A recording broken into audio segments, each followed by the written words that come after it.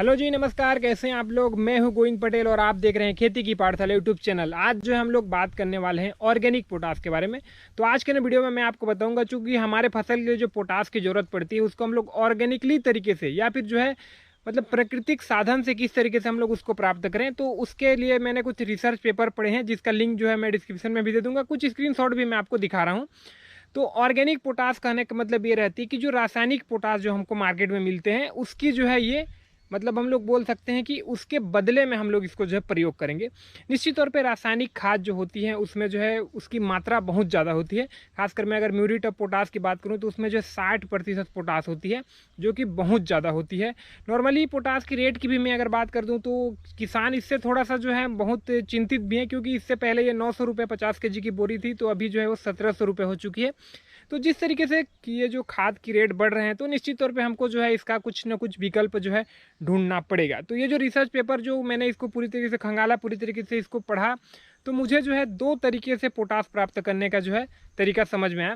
पहला तो ये रहती है कि जो नेचुरल चीज़ जैसे कि पेड़ पौधे वगैरह रहते हैं उससे हम लोग किस तरीके से और कितने कंटेन में, कितने प्रतिशत में हम लोग प्राप्त कर सकते हैं। दूसरा जो हमारे पास जो खाद रहती है, जैसे गोबर की खाद रहती है, भेड़ की खाद रहती है, और तरह तरह के भैंस की, गाय की, अलग अलग जो गोबर की खाद रहती है, वर्मी कंपोस्ट होती है, उसमें हमको कितने मात्रा में और किस किस खाद में प्राप्त होगी उसके बारे में डिटेल से मैं आज आपको बताऊंगा। तो फिर सबसे पहले हम लोग शुरू करते हैं ऑर्गेनिक पोटास के नेचुरल स्रोत। कहने का मतलब प्राकृतिक से हम लोग किस तरीके से उसको प्राप्त करें। जैसे कि मैं यहाँ पर आपको जो है कुछ कंटेंट दिखा रहा हूँ। सबसे पहले मैं बताता हूँ जो हम लोग नेचुरल तरीके से किस तरीके से प्राप्त करें। तो उसमें यहाँ पर है, जैसे कि आप देख रहे होंगे स्क्रीन में भी, चावल का भूसा। चावल का भूसा में जो है 1.75% जो है इसमें पोटास रहती है। गेहूं के भूसे में 1% रहती है। अल्फाल्फा जो हाई रहती है, मतलब जो घास रहती है, उसमें 2.20% रहती है।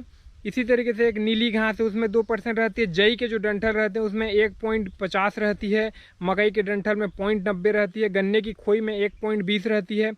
पानी की जो जलकुंभी होती है, तो जिसको आतंक बोला जाता है, जल का आतंक बोला जाता है, उसमें 2.20 रहती है। और तंबाकू के जो तने होते हैं उसमें 7% रहती है। ये जो मैंने आपको सारा चीज़ बताई, ये जो है नेचुरल तरीके से जो कि हम लोग पौधे से प्राप्त कर सकते हैं। सबसे ज़्यादा मात्रा तंबाकू के डंठल में रहती है। उसके बाद आप जो है जलकुंभी जो पानी में रहती है उससे भी जो है आप प्राप्त कर सकते हैं। या फिर जो हमारे फसल अवशेष रहते हैं उसमें भी कुछ % प्राप्त होती है। दूसरे नंबर पे आते हैं जो खाद रहती है, जो मेन्योर रहती है, फार्म यार्ड मेन्योर जिसको बोला जाता है, तो उसमें कितने कितने % होती है। तो सबसे पहले मैं आपको बता दूं, जो गोबर की खाद रहती है, मवेशी खाद जिसको हम लोग बोलते हैं, 0.5% से लेकर 2% तक रहती है, अलग अलग कैटेगरी के हिसाब से। तो आप नॉर्मली 1 से 1.5% उसको जो है मान सकते हैं। चिकन खाद एक होती है, वो 1.5 से लेकर 3% तक रहती है। और बकरी खाद में लगभग 1.8 से 2.8, मतलब 1 और 2 के बीच में रहती है बकरी खाद में। सुअर खाद में भी 0.5 से लेकर 1.2। भेड़ के खाद में जो है 0.7 से लेकर 1.7। और इसमें राई के खाद आपने देख रहे हैं 1.8 से लेकर 2.1। लोबिया जो हरी खाद रहती है उसमें 3.2 से लेकर लोबिया में जो है 3.2 से लेकर 3.5% रहती है। और जो नॉर्मल खाद रहती है उसमें 0.1 से लेकर 2% तक, 1 से लेकर 2% तक रहती है। कहने का मतलब इसमें हमको ये समझ में आया, जो हरी खाद है लोबिया, उसमें जो है 3-3.5% जो है पोटास की मात्रा रहती है।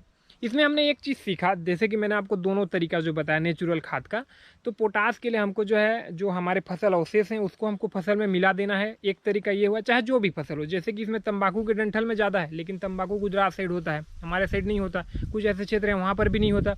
तो जहाँ पे जो फसल होती है उसको हमको जो है उसके अवशेष को एक तो फसल में हमको डालना है।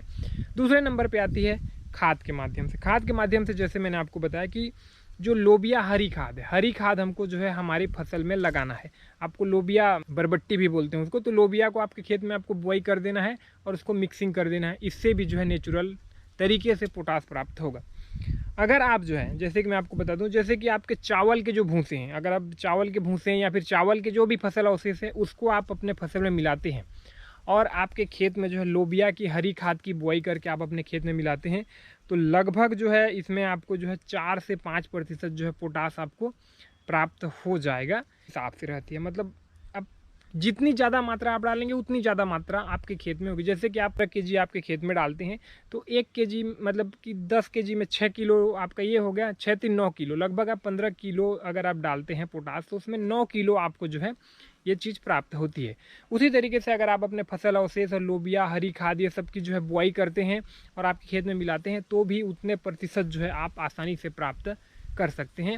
इसके साथ साथ जो है लकड़ी के जो जले हुए जो रहती है, जले हुए लकड़ी के राख से भी मिलते हैं और अंडे के छिलके, ऐसे बहुत सारे ऑप्शन होते हैं। वो पॉसिबल नहीं हो पाती हमको कि इतने ज़्यादा लकड़ी के खाद आप कहाँ के लाएँ, अंडे के छिलके आप कहाँ से ला सकते हैं, मिल जाए तो अच्छी बात है। तो ये जो मैंने आपको बताया ये बहुत ही बेहतर जो है पोटास के एक विकल्प के रूप में हो सकते हैं।